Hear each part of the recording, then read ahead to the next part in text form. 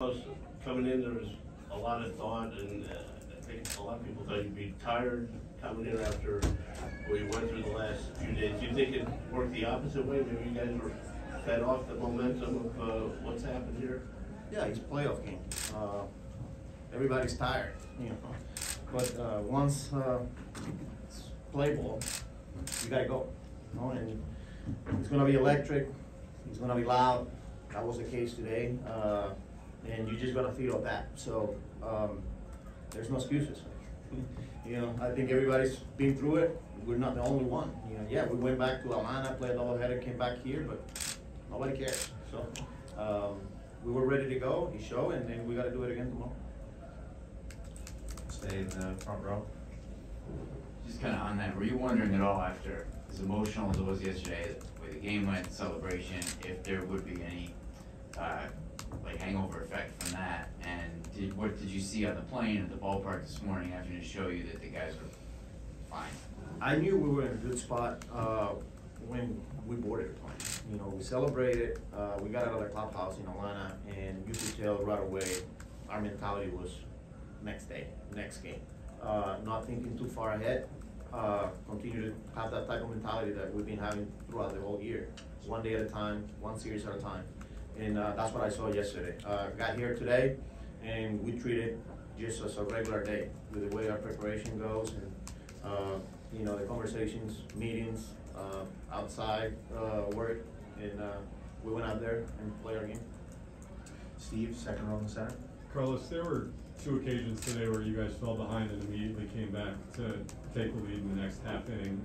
Always important to do something like that, but especially in a road playoff game, to be able to take the momentum away and not necessarily let the crowd get into it. How much more critical is something like that?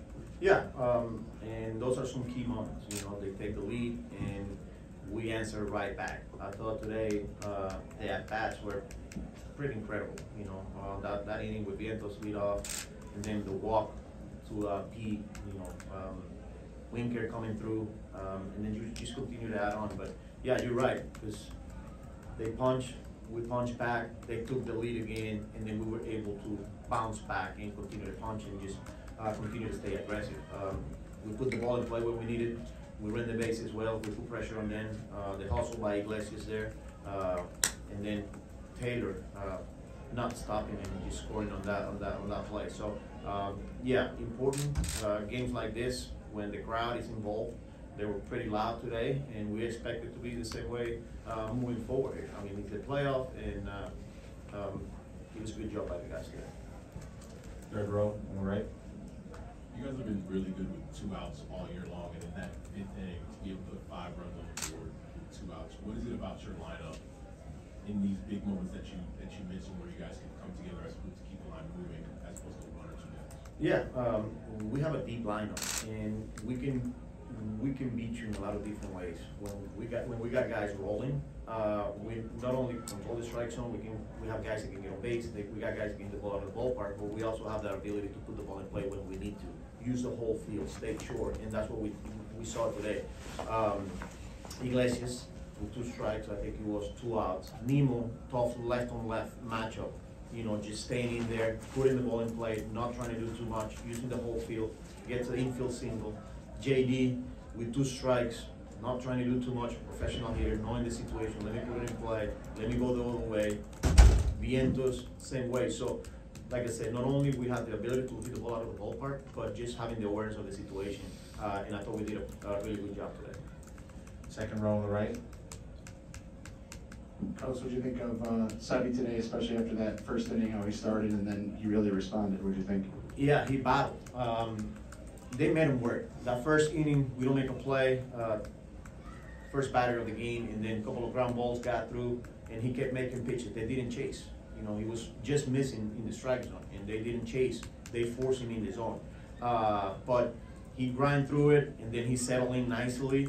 And for him to give us 7, especially where we were at bullpen-wise today, it was huge for us. He's been in these situations before. He likes to be in those moments. He knows the situation. He knows what's at stake, and you know, he did it. I was having conversations with him, and he went out there and continued to make pitches and gave us a solid 6 innings. Same row, Dave. Carlos, you mentioned, how loud it gets in here and the cheering in those early innings. Can you guys feel it when you suck the air out of a building like you guys did and kind of turn it? I mean, Yeah. does that give you guys energy by reversal like that? I mean, I don't think we need that. We control the things we need to control. And when we go out there and play our game, good things will happen. Like I said, they're gonna be loud, and they will continue to be loud. And we just gotta control our emotions and just play our game. And we did that today. Fourth row on the right, Tim. In the fourth inning, Severino had blown the lead. They had 2 more runners on in scoring position. Buto's in the bullpen. Hector went out. How close were you to pulling Severino? 1 more hit, or? Yeah, I don't necessarily, recall, but I was, knowing that I was kind of short in the back end today with some of our high leverage relievers. So I don't think I need to be as aggressive, but also understanding it's only 3 games, so I can let the game get away. I was just gonna let it play out, but I needed to have somebody ready. I'm just glad that he continued to make pitches and he found a way. And then after the 4th, coming off another long inning there, how committed were you immediately to leaving him in for the 5th versus, sending him back out after a long 5-run rally? Yeah, I think at that point I was either a batter to batter. I was gonna maybe 2 guys get on. I was just gonna let it play out. And like I said, he found his rhythm and he found a way and gave us a solid 6. Third row on the right. Within 24 hours, you faced 2 pretty tough bullpens, the Braves and the Mets, the Brewers. What does that say about your team's tenacity? Yeah, no doubt about it.